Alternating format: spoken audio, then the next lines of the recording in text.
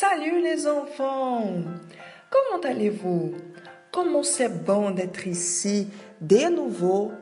Aujourd'hui, nous avons la compagnie de notre ami Lévi pour apprendre ensemble ce que Dieu a pour nous parler. Et je veux te donner, Lévi, le privilège de commencer notre leçon avec une prière en demandant à Dieu sa direction. Mais avant, n'oublie pas de prendre ta bouteille d'eau et fermer tes yeux pour parler avec Dieu. Tu peux prier, Lévi? Salut mes amis, oui Tata. Seigneur mon Dieu et mon Père, au nom du Seigneur Jésus, nous entrons maintenant dans ta présence et nous te remercions encore pour cette opportunité d'apprendre plus sur ta parole.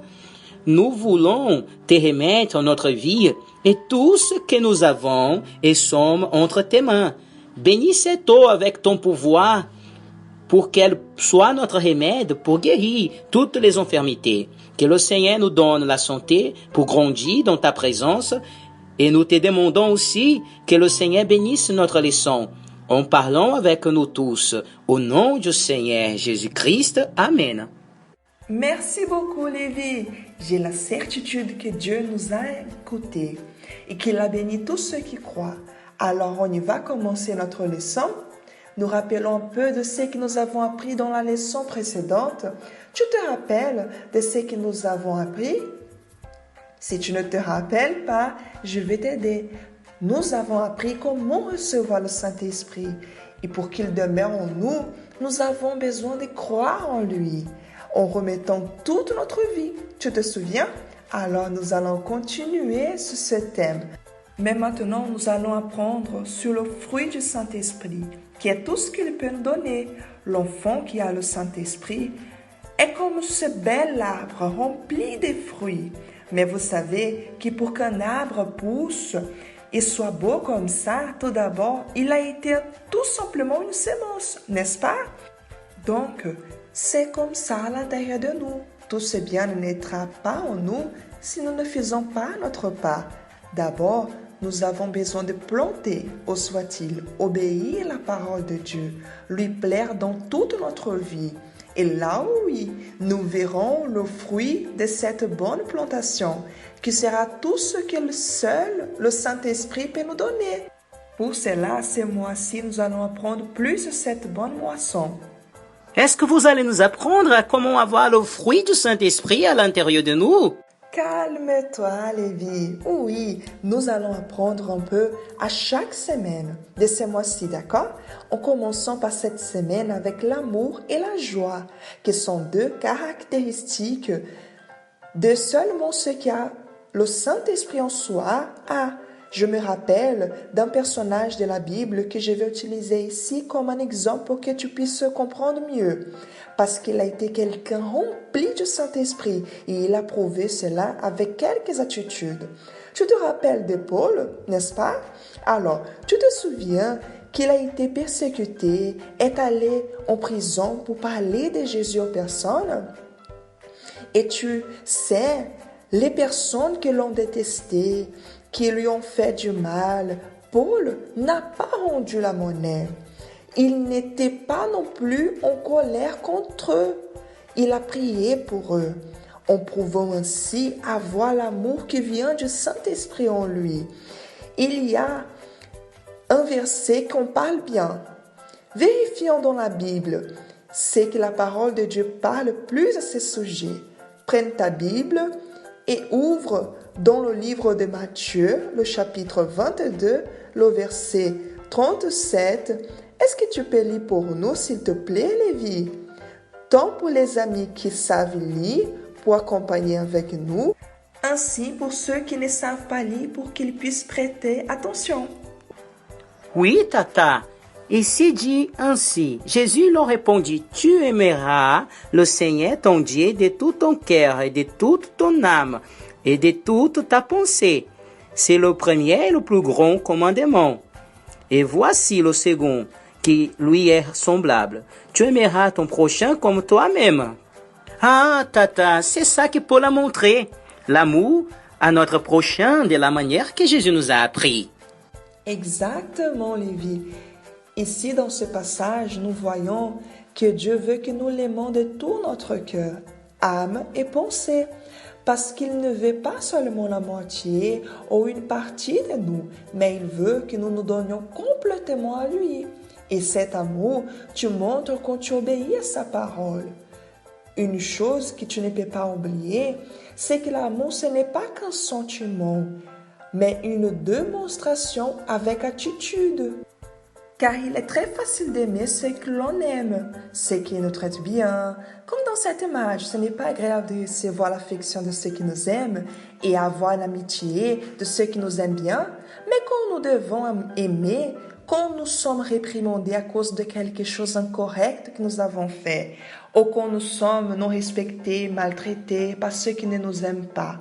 L'amour qui vient du Saint-Esprit, qui est en nous, nous fait aimer même dans ces situations, comme le Seigneur Jésus, qui a aimé et a donné sa vie pour nous, et même pour ceux qui l'ont méprisé, maltraité, qui ont fait tant de mauvaises choses. Même ainsi, il les a aimés et s'est livré à eux aussi. Mais tout cela n'était possible que parce qu'il obéissait au Père. Oui, Tata. Maintenant, je sais que quand ma mère me réprimande et attire mon attention pour quelque chose de mal que j'ai fait, c'est parce qu'elle m'aime et veut mon bien. Mais, et la joie, Tata? Vous allez nous expliquer qu'est-ce que cela signifie? Alors, Lévi, oui, je vais expliquer. La joie, c'est une allégresse du Saint-Esprit à l'intérieur de nous que rien ni personne ne peut enlever. Tu sais, quand tu attends gagner quelque chose de quelqu'un, il ne reçoit pas, et quand tu perds quelque chose que tu as gagné, ou même quand tu passes par un problème, même dans ces situations, la joie du Saint-Esprit est avec nous à tout moment. Cela ne dépend pas d'une situation, d'un moment, ni de personne, différent d'une exultation qui ne vient pas de Dieu, car c'est qu'un sentiment de satisfaction à cause de quelque chose qui est arrivé ou d'avoir gagné un cadeau en ce moment. Là, tu es heureux, mais ensuite ça passe. Tout comme Paul, qui en étant rempli du Saint-Esprit, même en ce moment difficile, il a loué Dieu en montrant qu'il avait la joie du Saint-Esprit en lui, prouvant ainsi qu'il faisait vraiment confiance à Dieu et que Dieu avait le contrôle de sa vie. Maintenant, as-tu compris l'importance d'avoir le Saint-Esprit? C'est très bien, Tata. Oui, j'ai tout bien compris. Et j'ai hâte de savoir plus sur tout ce que je peux avoir avec le Saint-Esprit. Et je commencerai aujourd'hui à pratiquer ce que j'ai appris ici, parce que je vais aussi être rempli du Saint-Esprit. Voilà, c'est ça. Je vais profiter et inviter tous nos amis qui veulent aussi ces fruits à réfléchir à la façon dont ils peuvent, dans la pratique, montrer leur amour et la joie qui vient du Saint-Esprit. Dans l'occasion, vous allez séparer un moment de votre journée pour chercher le Saint-Esprit, parce que seulement lui peut vous donner ça. Et maintenant, c'est le moment, car nous sommes en train de vivre le jeûne de Daniel. Et tous les jours, vous recevez de l'EBI des suggestions sur le site centredaccueil.fr pour que tu puisses pratiquer dans ta vie quotidiennement pour t'aider à être rempli du Saint-Esprit. On y va profiter aussi pour finir notre leçon en cherchant le Saint-Esprit, Lévi.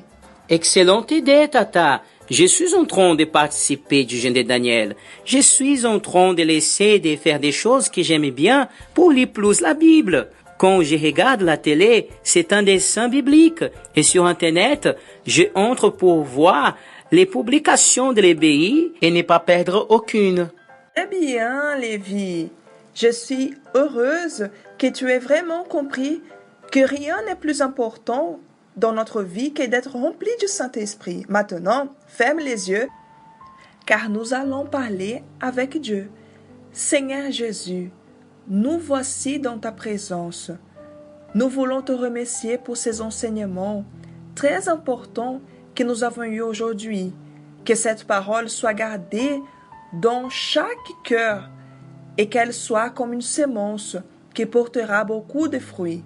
Que le Seigneur, au nom du Seigneur Jésus, descende maintenant dans nos vies et nous remplisse de ta présence. Nous voulons plus que toute chose. Que maintenant cet enfant qui a soif pour te recevoir soit rempli de ton esprit et qu'il soit comme une source à jaillir, en amenant d'autres aussi à être rassasiés. C'est ce que nous te demandons et nous te remercions au nom du Seigneur Jésus. Amen. Amen, mes enfants. Amen, Tata. Merci beaucoup de m'avoir invité pour être ici avec vous aujourd'hui. Ciao, ciao, Tata. Ciao, ciao, mes amis. Moi aussi, j'ai aimé être ici avec vous tous. Et la semaine prochaine, nous aurons plus. À la prochaine. Ciao, ciao.